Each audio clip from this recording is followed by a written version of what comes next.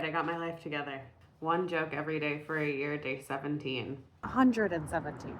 Any clock can be a grandfather clock if you put it in a chair in front of the TV and let it rest. I've been thinking about grandfather clocks because I visited my parents and they have one and it gongs every 15 minutes and it drives me crazy. And then I was talking to my friend Julie and she was like, "Oh, my dad also has a grandfather clock." And I was like, what is it with boomers and these grandfather clocks? Because I don't know a single person under 40 who has one. There's nothing really on my mind lately except grandfather clocks.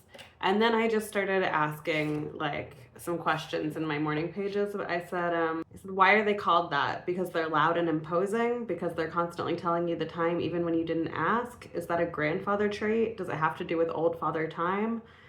What would a real grandfather clock do? Take naps, I guess. Fall asleep in front of the TV in his chair.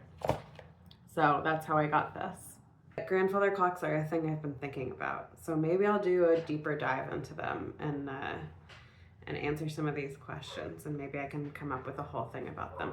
I think that's the thing that's happening with a lot of these jokes is the joke itself would not work on stage out of context. And I have to remember that in my first hour, there were also a lot of jokes when I first wrote them that did not work on stage until I had other jokes that I had written to go with them and sort of like hold them up, right? Like a brick is not a wall unless it has a bunch of other bricks with it. So, but it's cute. Makes me miss my grandfather.